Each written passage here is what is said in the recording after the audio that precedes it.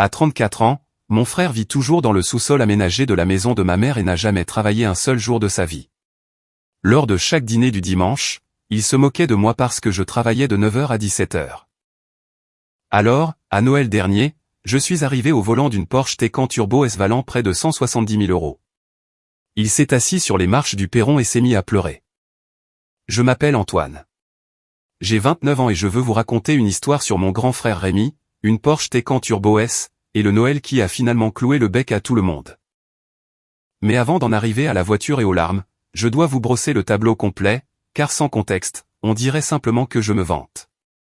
Et honnêtement, une petite partie de moi le fait peut-être, mais je l'ai mérité. Chaque kilomètre à ce compteur, je l'ai mérité. Alors, laissez-moi commencer par ma famille.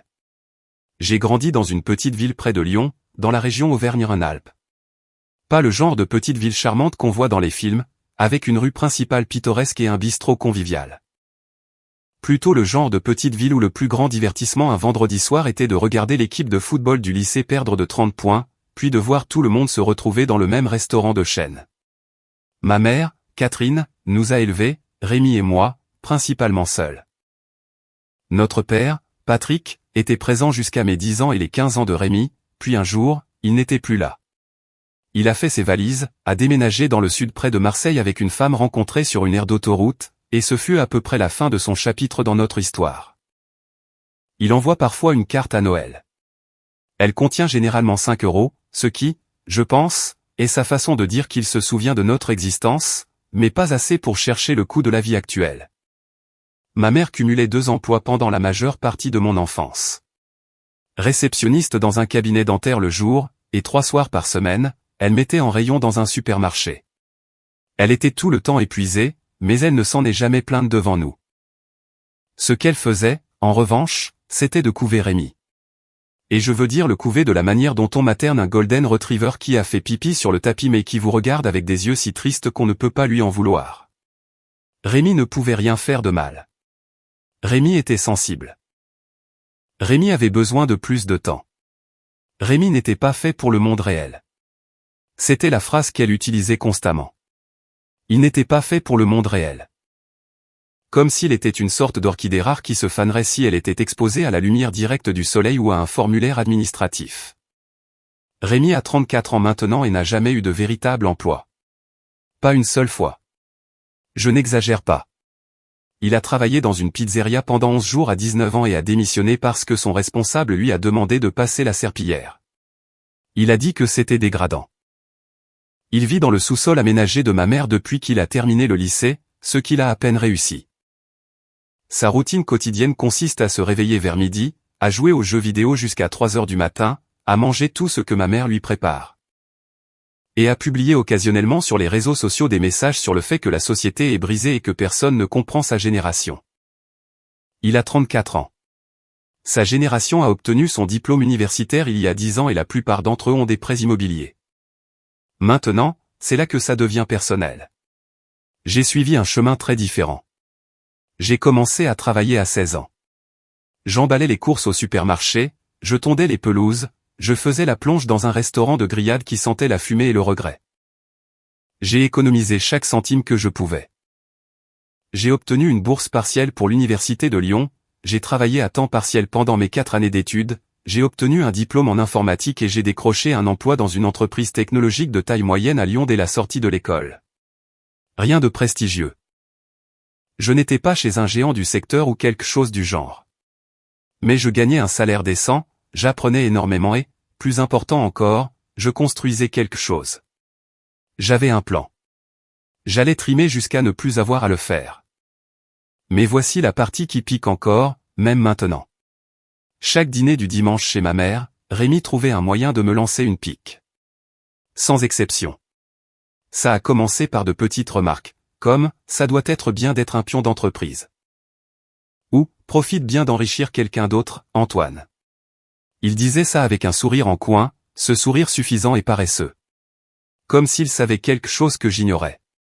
Comme s'il avait percé un code secret de la vie en choisissant de ne rien faire de la sienne. Et ma mère restait assise là.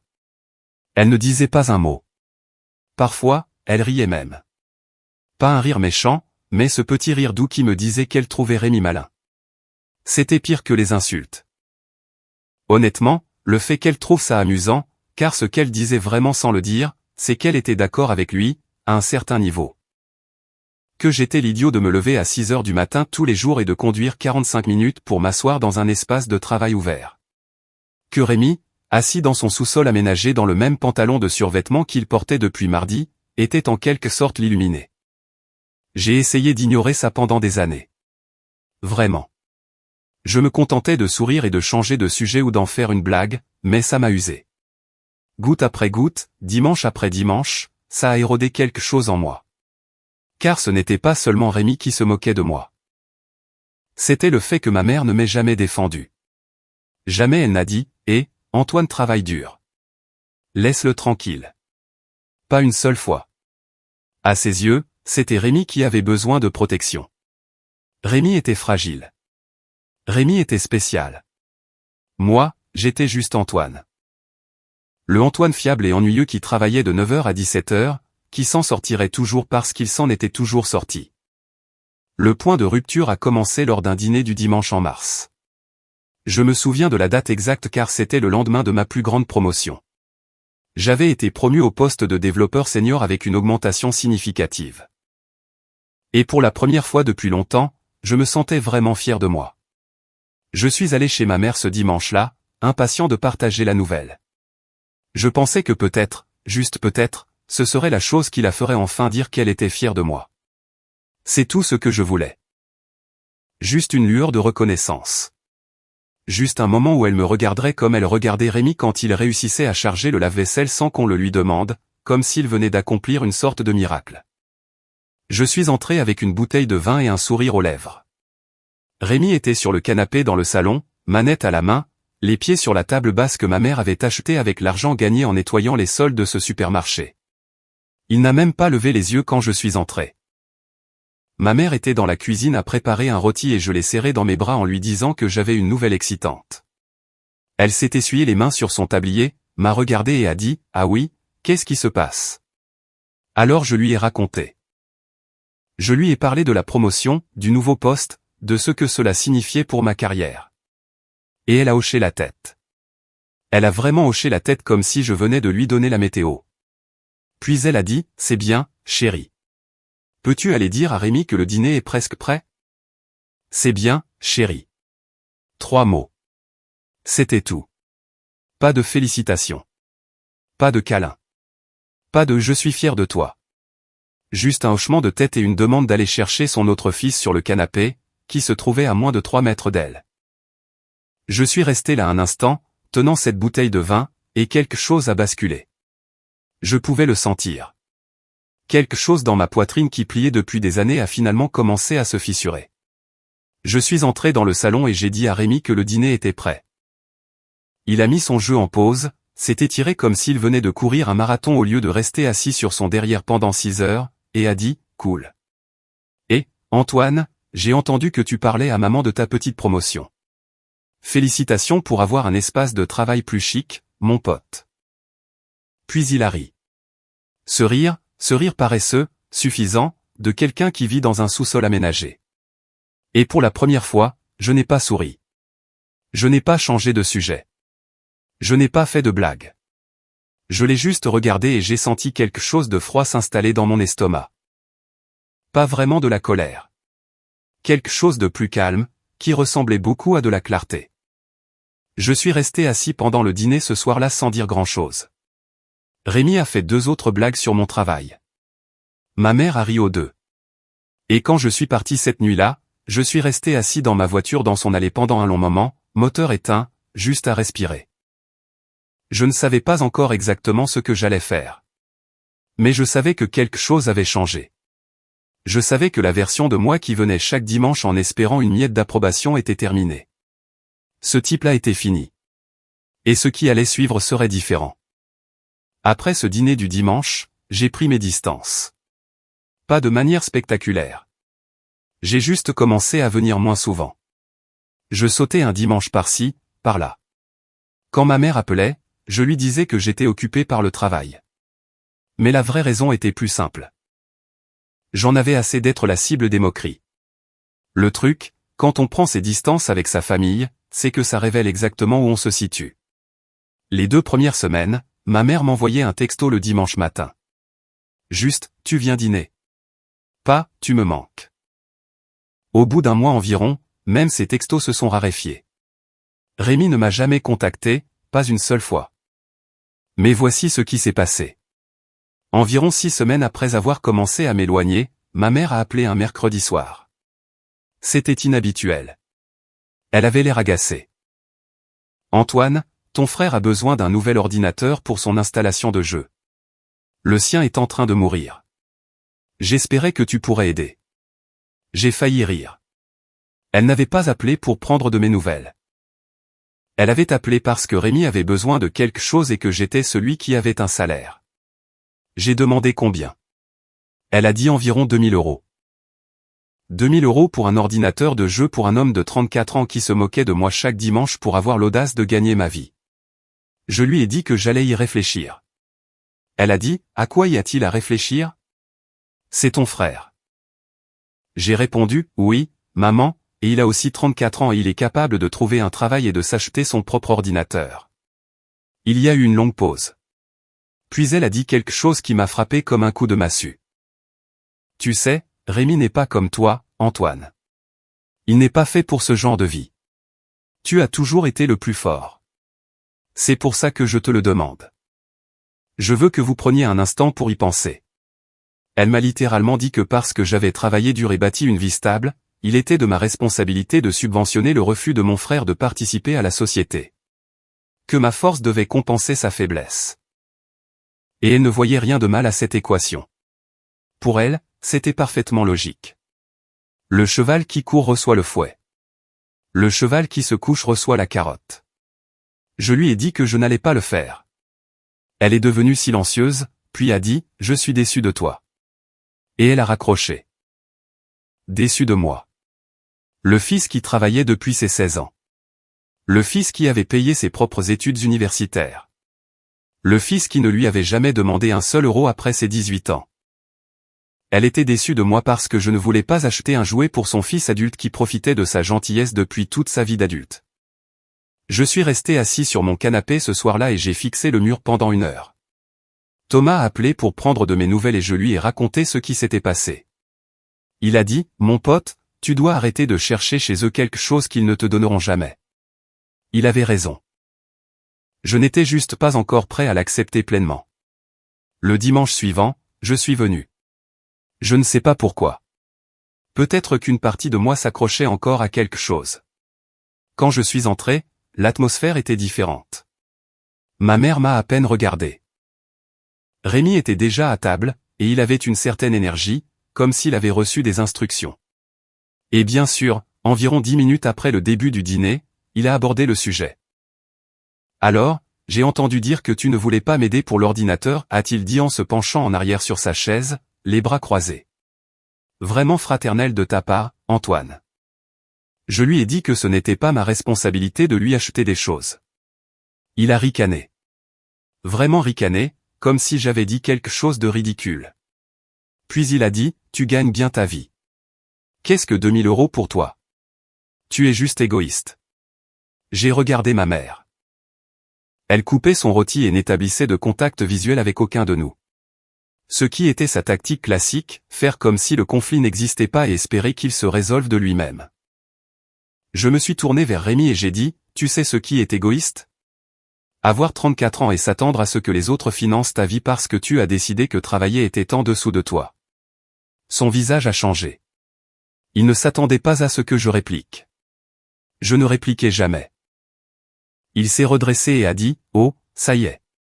Antoine va me faire la morale sur le travail acharné. Mec, tu es assis devant un ordinateur à taper toute la journée.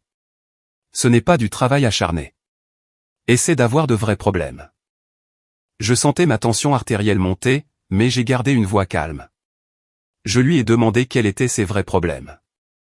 Il a commencé à énumérer des choses. Il avait mal au dos.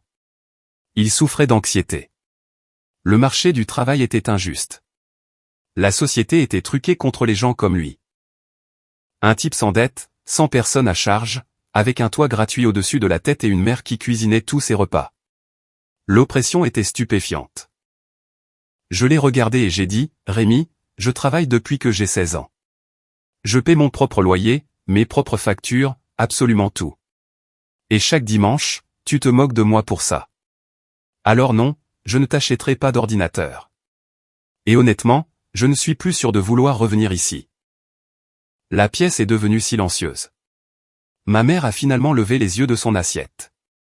La bouche de Rémi était ouverte, comme s'il essayait de comprendre comment son souffre-douleur avait soudainement sorti les poings. Ma mère a dit, Antoine, ne sois pas dramatique. Et c'était tout. C'était sa réponse. Ne sois pas dramatique.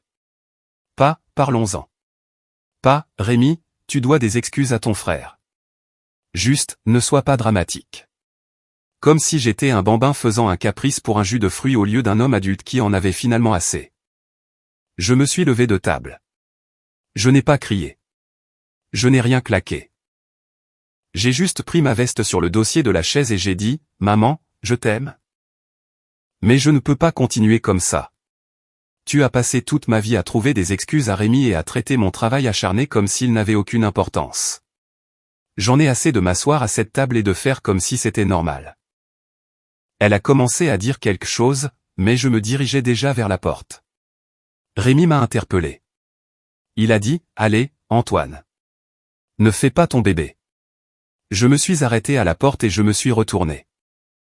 Je l'ai regardé, assis là, dans la salle à manger de ma mère, dans la maison de ma mère, mangeant la nourriture que ma mère avait préparée, portant des vêtements que ma mère avait probablement achetés.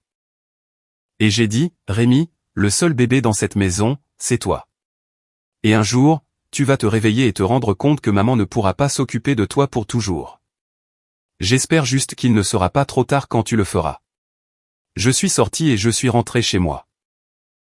Mes mains tremblaient sur le volant, non pas de colère, mais à cause de l'adrénaline d'avoir enfin dit ce que je retenais depuis des années. C'était comme si j'avais arraché un pansement collé à ma peau depuis une décennie. Ça piquait. Ça saignait un peu, mais en dessous, je sentais déjà l'air atteindre la plaie, et cela signifiait qu'elle pouvait enfin commencer à guérir. Je n'ai pas appelé ma mère cette semaine-là. Elle ne m'a pas appelé non plus. Rémi m'a envoyé un seul texto qui disait « Bravo pour avoir gâché le dîner, reine du drame ». Je n'ai pas répondu. Thomas m'a emmené boire des bières ce vendredi-là et m'a dit « Tu sais ce que tu viens de faire ? Tu as tracé une ligne. Et maintenant, tu vas voir qui la respecte. » Il a levé son verre et a dit « À la ligne ». Nous avons trinqué et j'ai bu ma bière. Et pour la première fois depuis des mois, je n'avais pas l'impression de porter quelque chose de lourd sur la poitrine. Mais je mentirais si je disais que ça ne faisait pas mal.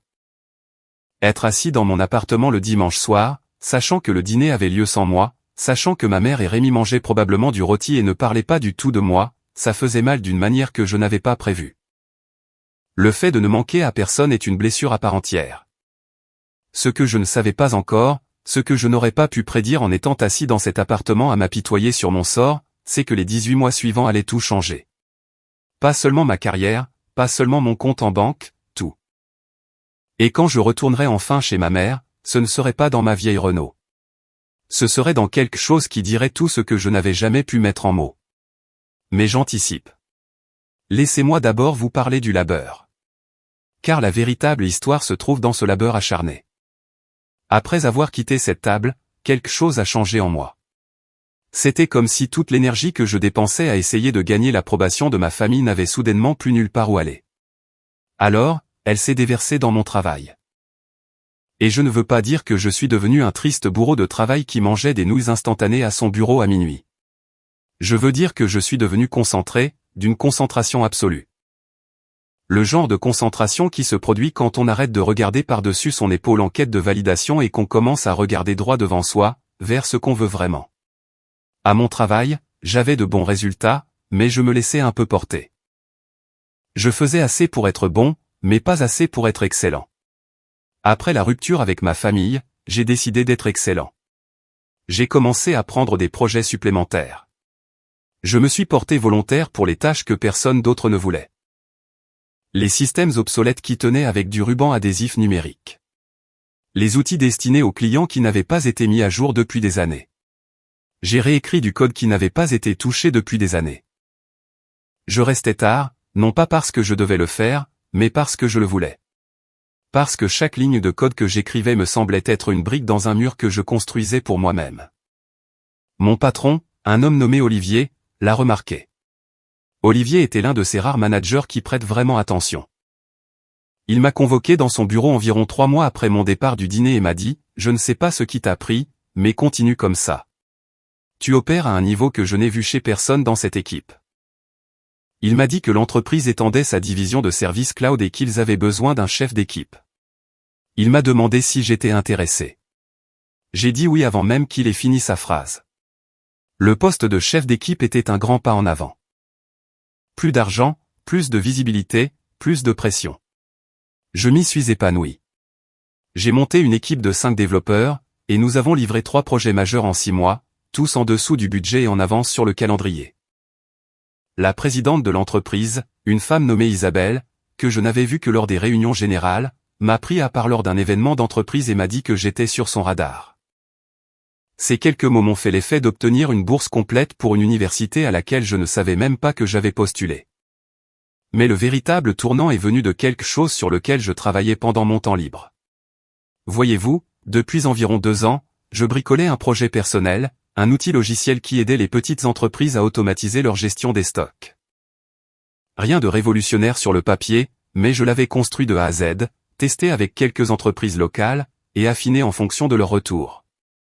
Il était propre, intuitif, et il résolvait un vrai problème. Je n'en avais simplement rien fait parce que je ne m'étais jamais considéré comme un entrepreneur. J'étais un type qui travaillait de 9h à 17h. C'est ce que Rémi disait toujours. Et quelque part au fond de moi, je le croyais. Après l'incident du dîner, j'ai arrêté de le croire. J'ai commencé à traiter mon projet personnel comme une véritable entreprise.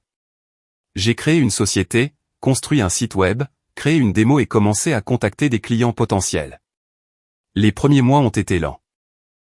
J'ai reçu beaucoup de refus et beaucoup de « ça a l'air intéressant, on vous recontactait », ce qui est juste un refus poli dans une plus belle chemise. Mais j'ai persévéré. Thomas m'a aidé avec l'aspect commercial. Il travaillait dans la vente pour une entreprise de fourniture médicale et savait comment présenter un produit, négocier, et conclure une affaire. Il est devenu mon partenaire commercial officieux, et en échange, je lui ai promis 10% de tout ce que nous gagnerions. Il a ri et a dit, 10% de rien, c'est toujours rien, mais j'apprécie le geste. Puis, un jeudi après-midi, j'ai reçu un courriel qui a changé ma vie. Une chaîne régionale de quincaillerie avec environ 45 magasins dans la région Rhône-Alpes et limitrophes avait vu ma démo et voulait discuter. J'ai failli supprimer le message, pensant que c'était un message indésirable. 45 magasins. C'était plus grand que tout ce que j'avais imaginé. J'ai appelé Thomas et il m'a dit, « Tu as intérêt à ne pas avoir supprimé ce courriel. » Je ne l'avais pas fait. Nous avons organisé une réunion. La réunion s'est bien passée. Puis elle s'est très bien passée. Ils ont adoré le produit. Ils aimaient le fait qu'il ait été conçu par quelqu'un qui comprenait vraiment les besoins des petites et moyennes entreprises, au lieu d'une solution d'entreprise lourde qui coûtait une fortune et nécessitait un doctorat pour être utilisée. Ils ont signé un contrat. L'accord de licence annuelle valait plus que mon salaire annuel à mon emploi principal. Je me souviens être assis dans ma voiture après cette réunion, les mains sur le volant, fixant le contrat signé sur le siège passager, et juste respirer, laissant la réalité s'installer. Le gamin qui emballait des courses à 16 ans venait de signer un contrat à 6 chiffres avec son propre logiciel. Au cours de l'année suivante, les choses se sont enchaînées. La chaîne de quincaillerie m'a recommandé à d'autres entreprises. J'ai signé avec un groupe de restaurants, une chaîne d'animalerie, et une entreprise de paysagisme avec des équipes dans 3 départements. Chaque nouveau client signifiait plus de revenus et plus de confiance dans le fait que c'était réel. J'ai embauché ma première employée, une développeuse nommée Camille, qui était plus intelligente que moi et n'avait pas peur de me dire quand mon code était mauvais. Puis un deuxième, puis un troisième. Je dirigeais une véritable entreprise depuis mon appartement. J'ai démissionné de mon emploi 8 mois après l'accord avec la quincaillerie. Olivier a compris.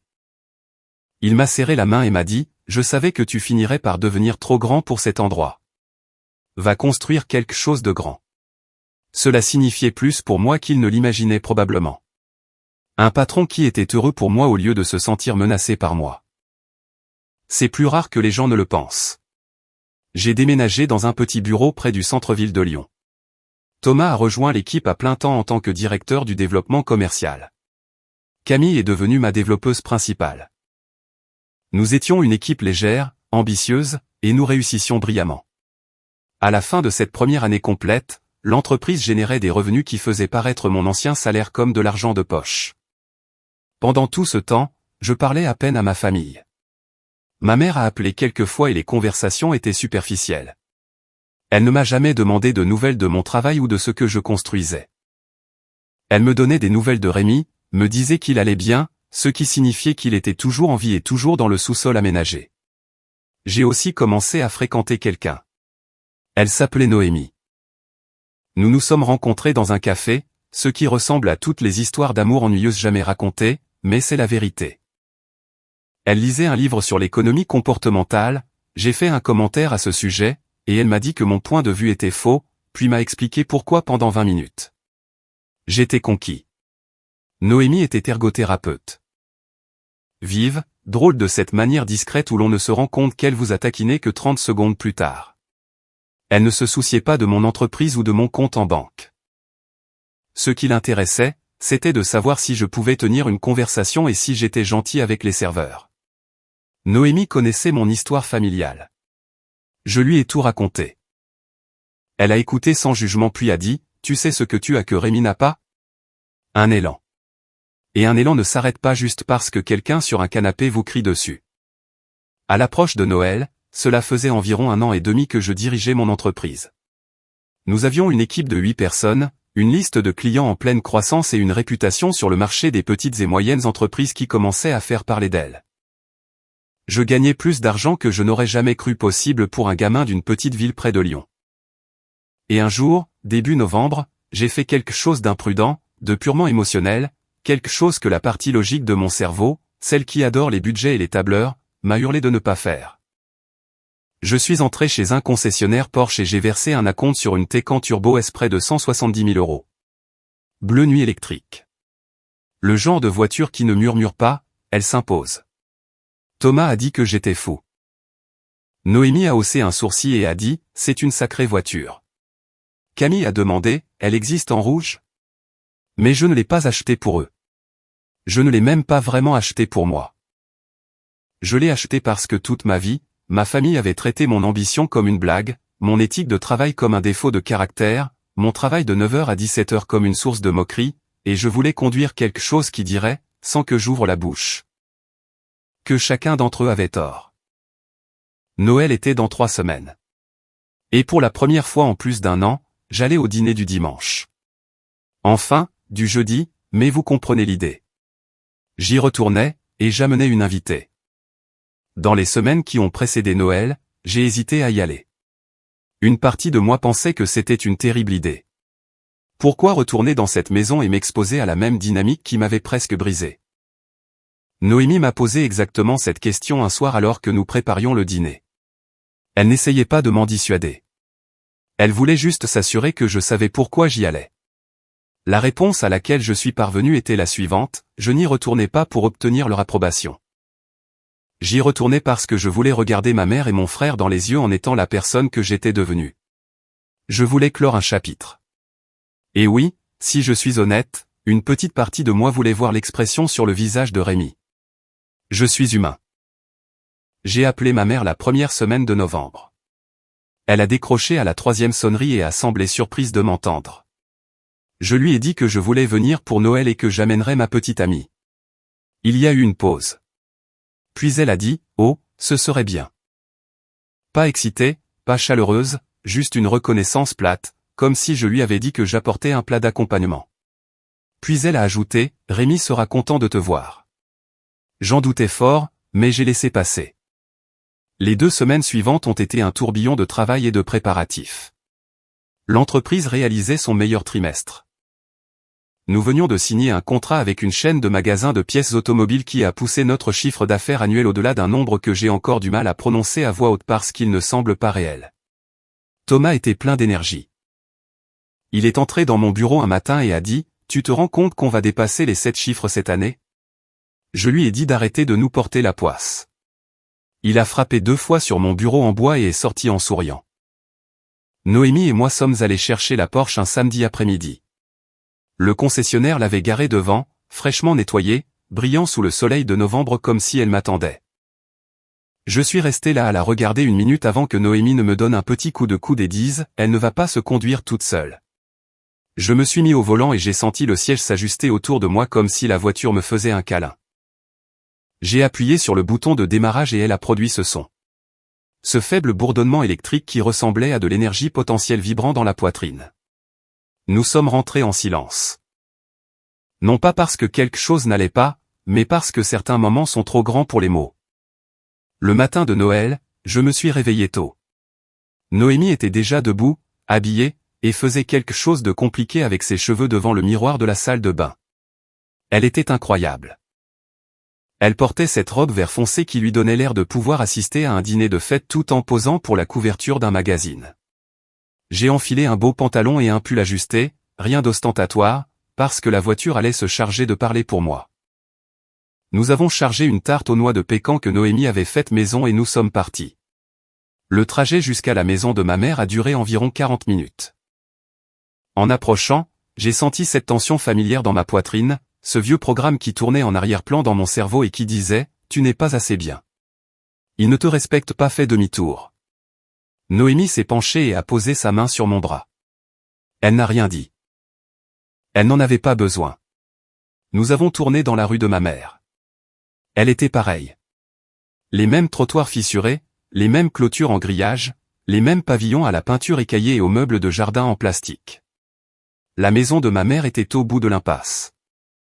Une modeste maison de plain-pied avec un revêtement beige et un garage indépendant qui n'avait pas été ouvert depuis des années parce qu'il était rempli de bric-à-brac. Il y avait 2 voitures dans l'allée, la vieille berline de ma mère et le monospace de ma tante Sylvie. Sylvie était la sœur de ma mère, une femme assez gentille qui évitait les drames familiaux comme un chat évite l'eau. Complètement et avec détermination. J'ai garé la Porsche le long du trottoir et j'ai coupé le moteur. À travers la fenêtre du salon, je pouvais voir des silhouettes bouger dans la cuisine. La lumière du Porsche était allumée bien qu'on soit en plein après-midi, une habitude que ma mère n'avait jamais perdue. Noémie m'a regardé et a dit « Prêt ?» J'ai pris une profonde inspiration. Ouais, allons-y. Nous sommes sortis de la voiture. J'ai pris la tarte aux noix de pécan sur le siège arrière. La rue était calme, à l'exception de quelques enfants qui faisaient du vélo quelques maisons plus loin. J'ai remonté l'allée avec Noémie à mes côtés et, avant même que je puisse atteindre le perron, la porte d'entrée s'est ouverte. C'était ma tante Sylvie. Elle m'a regardé, puis a regardé par-dessus mon épaule vers la voiture, et ses yeux se sont écarquillés. « Antoine » a-t-elle dit, comme si elle n'était pas sûre que c'était bien moi. « Salut, tante Sylvie. » Elle m'a serré dans ses bras, puis m'a tenu à distance et a dit « Tu as l'air en forme, chérie. » Vraiment en forme. Puis elle a repéré Noémie et a souri encore plus largement. « Et qui est-ce » Je les ai présentés et Sylvie nous a fait entrer avec l'énergie d'une femme ravie qu'il se passe enfin quelque chose d'intéressant à ce dîner. La maison sentait la dinde, la farce et quelque chose à la cannelle. Probablement une bougie que ma mère avait allumée sur la cheminée. Tout était pareil. Même meuble, même moquette, même photo de famille sur le mur, bien que j'ai remarqué que la plus récente de moi datait d'au moins 5 ans. Nous sommes entrés dans la cuisine où ma mère se tenait devant la cuisinière, remuant la sauce. Elle s'est retournée et m'a regardé une seconde. J'ai cru voir quelque chose vaciller dans ses yeux, quelque chose de doux, mais c'est passé rapidement. « Antoine » a-t-elle dit. « Tu es venu. » Pas « Je suis contente que tu sois là. » Pas « Tu m'as manqué. » Juste un constat. « Tu es venu, comme si j'avais survécu à un trajet. » J'ai présenté Noémie. Ma mère s'est essuyé les mains sur une serviette, a serré la main de Noémie et a dit « Enchanté de vous rencontrer », d'un ton qui suggérait que ce n'était ni un enchantement, ni une rencontre qu'elle avait anticipée. Noémie a géré la situation comme une championne, a souri, a complimenté la maison, a donné la tarte et a demandé si elle pouvait aider. Ma mère s'est un peu radoucie et lui a montré les petits pains. Puis je l'ai entendu. Des pas dans l'escalier du sous-sol. Lourd, lent, Le son de quelqu'un qui n'était pas pressé d'être ou que ce soit parce qu'il ne l'était jamais. Rémi a émergé de la porte du sous-sol qui donnait sur le couloir près de la cuisine. Il portait un pantalon de survêtement et un t-shirt de jeu délavé. Ses cheveux étaient plus longs que la dernière fois que je l'avais vu, attachés en une queue de cheval désordonnée. Il avait une barbe qui semblait moins intentionnelle que le résultat d'un simple oubli du rasoir. Il m'a vu et s'est arrêté. « Antoine » a-t-il dit. Ni chaleureux, ni froid, juste plat, comme si mon nom était un mot qu'il reconnaissait vaguement. « Salut, Rémi. » Nous sommes restés là pendant un moment gênant. Sylvie observait depuis l'embrasure de la porte avec l'expression de quelqu'un qui venait d'appuyer sur play pour un film qu'il attendait de voir. Les yeux de Rémi ont dérivé au-delà de moi, vers la fenêtre du salon. J'ai observé son regard traverser la pièce et se poser sur la voiture garée au bord du trottoir. Son visage a changé. C'était subtil au début, juste un léger changement dans son expression, comme si quelque chose n'allait pas. Puis ses yeux se sont plissés. « C'est la voiture de qui ?» a-t-il demandé. Je n'ai pas répondu tout de suite. J'ai laissé la question en suspens. Je l'ai laissé regarder la Porsche bleu nuit garée dans la rue où nous faisions du vélo quand nous étions enfants. Devant la maison où il avait passé les 16 dernières années à ne rien faire. Puis j'ai dit, très nonchalamment, comme si de rien n'était, c'est la mienne. Il a cligné des yeux. Ma mère a levé les yeux de la cuisinière. Sylvie a pris une gorgée de son vin. Noémie beurrait calmement un petit pain, et la pièce est devenue très, très silencieuse. Rémi a laissé échapper un petit rire. Le genre de rire qui n'est pas vraiment un rire, mais un réflexe, un bruit que votre cerveau fait quand il ne peut pas traiter ce qu'il entend. C'est ça, a-t-il dit. Sérieusement, c'est la voiture de qui? Je l'ai regardé droit dans les yeux et j'ai dit, je viens de te le dire. C'est la mienne.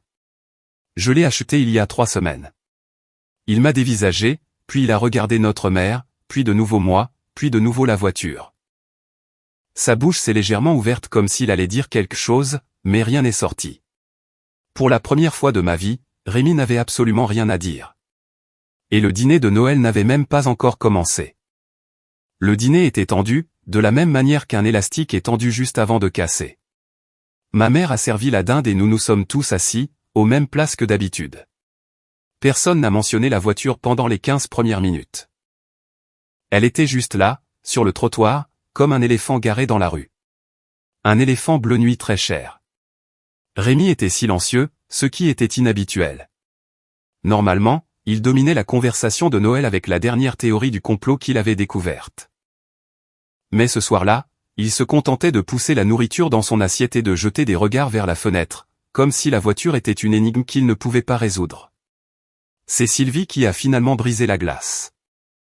Elle s'est tournée vers moi et a dit, « Alors, Antoine, raconte-moi ce que tu deviens. On dirait que les choses se passent bien pour toi. » Elle a dit cette dernière partie avec un petit hochement de tête vers la fenêtre. Alors, je lui ai parlé de l'entreprise, du logiciel, des clients, de ma démission et de mon engagement total. Je suis resté factuel, sans me vanter. Les yeux de Sylvie s'écarquillaient à chaque phrase. « Tu as construit tout ça tout seul ?» J'ai répondu, moi et des gens vraiment formidables que j'ai eu la chance de trouver. Ma mère avait arrêté de manger, ce qu'elle ne faisait jamais. Elle était juste assise là, la fourchette en suspens au-dessus de son assiette, me regardant comme si elle essayait de réconcilier la personne en face d'elle avec la version qu'elle avait en tête. Rémi a finalement parlé. Sa voix était tendue. « Et alors ? Tu as créé une application et maintenant tu te prends pour quelqu'un d'important. » Je l'ai regardé, calme, sans colère. « J'ai créé une entreprise, Rémi. Elle emploie des gens. Elle résout des problèmes. Et oui, elle a bien réussi. » Il a ricané, mais son ricanement n'avait plus la même force qu'avant. « Ça doit être bien d'avoir de la chance, » a-t-il dit. Et c'est à ce moment-là que j'ai décidé que nous allions avoir la conversation. La vraie. J'ai posé ma fourchette et j'ai dit, « Rémi, je peux te poser une question ? Pourquoi as-tu passé toutes ces années à te moquer de moi parce que je travaillais ?» Le silence s'est fait à table. Sylvie a pris une très longue gorgée de vin. Noémie a posé sa main sur mon genou sous la table. Ma mère a dit, « Antoine, c'est Noël. » J'ai répondu, « Je sais quel jour on est, maman. » J'ai regardé Rémi. Chaque dimanche pendant des années. Tu te moquais de moi parce que j'avais un travail, parce que j'essayais de construire quelque chose. Pourquoi? Les yeux de Rémi se sont tournés vers notre mère, cherchant du soutien. Elle ne lui en a pas donné. Il m'a regardé et a dit, je blaguais, Antoine. J'ai secoué la tête. Non, tu le pensais à chaque fois. Parce que si mon travail était une blague, alors ton absence de travail n'était pas si grave. Mais mon éthique de travail n'a jamais été une blague. Et pendant que tu étais dans le sous-sol aménagé de maman à te moquer de moi, je construisais quelque chose de réel. Son visage est devenu rouge. Pas un rouge de colère, un rouge de honte. Les yeux baissés, la bouche serrée, un corps qui voulait se replier sur lui-même. Il a dit doucement, ce n'est pas comme si j'avais eu les mêmes opportunités que toi. J'ai dit, Rémi, nous avons grandi dans la même maison, la même école, la même ville. La seule différence, c'est que j'ai choisi de faire quelque chose et que tu as choisi de ne rien faire. Et maman t'a laissé faire. C'est cette phrase qui a fait éclater la pièce. La tête de ma mère s'est vivement tournée vers moi. Qu'est-ce que ça veut dire? Je me suis tourné vers elle. Maman, je t'aime, mais tu as encouragé ça. Tu as dit à Rémi qu'il n'était pas fait pour le monde réel et il t'a cru. Tu lui as trouvé des excuses pendant 16 ans et tu ne lui as jamais dit une seule fois de trouver un travail. Pendant ce temps, tu ne m'as jamais dit une seule fois que tu étais fier de moi. Pas une seule fois. J'ai créé une entreprise et le mieux que j'ai jamais obtenu, c'est bien, chérie. Ses yeux brillaient. Je ne me rendais pas compte, a-t-elle commencé, mais j'ai levé la main. Je ne dis pas ça pour te blesser. Mais tu as traité Rémi comme s'il était en verre et moi comme si j'étais en acier. Je ne le suis pas. J'ai ressenti chacun de ces dîners du dimanche. Chaque blague. Chaque fois que tu appelais pour le sortir d'un mauvais pas au lieu d'appeler pour me demander comment j'allais. La pièce était si silencieuse que je pouvais entendre le tic-tac de l'horloge sur le mur. Rémi fixait la table. Une larme coulait sur la joue de ma mère. Sylvie était assise très droite, tenant son verre de vin comme une bouée de sauvetage. Noémie a serré mon genou. Puis Rémi a fait quelque chose d'inattendu. Il a repoussé sa chaise, s'est dirigé vers la porte d'entrée, est sorti et s'est assis sur les marches du perron. À travers la fenêtre, je pouvais le voir assis là, les coudes sur les genoux, la tête dans les mains, regardant la porche. Ses épaules ont commencé à trembler. Rémi pleurait. Une partie de moi se sentait vengée. Une partie de moi était triste, parce que c'était toujours mon frère, le gamin avec qui je construisais des forts, le gamin qui veillait toute la nuit avec moi quand j'avais la grippe parce qu'il avait peur que j'arrête de respirer. Et il était assis sur les marches du perron à pleurer parce que la vérité l'avait enfin rattrapé. Je me suis levé et je suis sorti. Je me suis assis à côté de lui sur les marches. Nous n'avons rien dit pendant un moment. Juste deux frères sur des marches en béton, une voiture à 170 000 € garée à 3 mètres, l'air vif de décembre sur nos visages. Finalement, Rémi a dit sans me regarder, j'ai gâché toute ma vie, n'est-ce pas? Rémi n'avait pas besoin de douceur. Il avait eu de la douceur toute sa vie. Alors j'ai dit, oui, tu l'as fait. Mais tu as 34 ans, pas 84. Tu as le temps, mais seulement si tu commences maintenant. Il s'est essuyé le visage avec le dos de sa main. Je ne sais même pas ce que je ferai. Je ne sais rien faire. J'ai dit, ce n'est pas vrai. Tu es intelligent. Tu n'as juste jamais eu de raison de le prouver parce que personne ne te l'a jamais demandé. Il m'a regardé pour la première fois, m'a vraiment regardé, et j'ai vu quelque chose que je n'avais jamais vu auparavant. Du respect. Pas pour la voiture, pas pour l'argent. Pour le fait que je me sois assis à côté de lui au lieu de partir. Je lui ai dit que je n'allais pas réparer sa vie pour lui. Pas d'aide, pas de travail gratuit. Mais s'il était sérieux au sujet du changement, je l'aiderais à savoir par où commencer. Il a hoché la tête. Il ne s'est pas excusé. Pas encore. Mais pour Rémi, un hochement de tête était un changement sismique. Nous sommes rentrés. Ma mère m'a pris dans ses bras et a dit, je suis désolé. Je suis tellement désolé. Je l'ai serré et j'ai dit, je sais, maman. Elle n'était pas une méchante. Elle était une mère célibataire effrayée qui pensait que protéger son fils fragile signifiait négliger son fils fort. Elle avait tort, mais elle n'était pas mauvaise, juste humaine. Nous avons fini le dîner de Noël, le repas le plus silencieux et le plus honnête que cette table ait jamais connu. Ma mère a dit qu'elle était fière de moi, à voix haute, devant tout le monde. Sylvie a rempli les verres de vin et a dit, « Eh bien, c'est le Noël le plus excitant auquel j'ai assisté en 30 ans. » Noémie et moi sommes rentrés ce soir-là dans la Porsche. L'autoroute était déserte et la voiture bourdonnait sous nous. Elle m'a regardé et a dit, « Comment te sens-tu » Ce que je ressentais n'était ni triomphant ni suffisant. Ce que je ressentais, c'était de la légèreté. Comme si j'avais porté un sac à dos rempli de pierres pendant 15 ans et que je l'avais enfin posé. C'était il y a 8 mois. Rémi a trouvé un travail, un poste de magasinier dans un centre de distribution. Rien d'énorme, mais il y va tous les jours. Il a quitté le sous-sol aménagé de ma mère en février pour un studio qu'il paie lui-même. Nous ne sommes pas les meilleurs amis du monde. Nous ne le serons peut-être jamais. Mais nous nous parlons maintenant. De vraies conversations.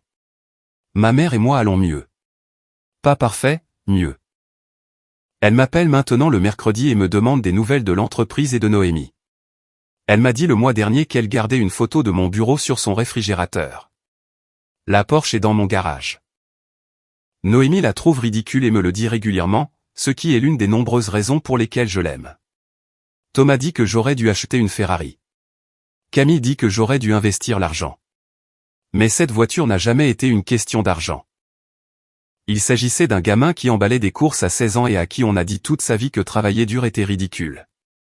Un type qui a supporté 100 dîners du dimanche en étant la cible des moqueries et qui a décidé de devenir l'histoire entière. Et maintenant, quand je me gare dans mon garage à la fin de la journée, je ne pense pas à Rémi sur ses marches, ni au hochement de tête à demi convaincu de ma mère, ni aux années que j'ai passées à espérer que quelqu'un me remarque. Je pense à ma prochaine destination. Car c'est ça, l'élan. Une fois que vous l'avez, la seule chose qui peut vous arrêter, c'est de choisir de rester immobile. Et je ne reste plus immobile. Commentaire, je tenais à vous dire combien cette histoire m'a profondément touché. Avoir du respect pour soi-même est la base de tout. Poser des limites claires permet de protéger sa sérénité intérieure. Prendre la responsabilité de sa vie change vraiment les choses. La gentillesse reste belle quand elle ne se fait pas au détriment de soi-même. Guérir prend du temps et c'est une force de l'accepter.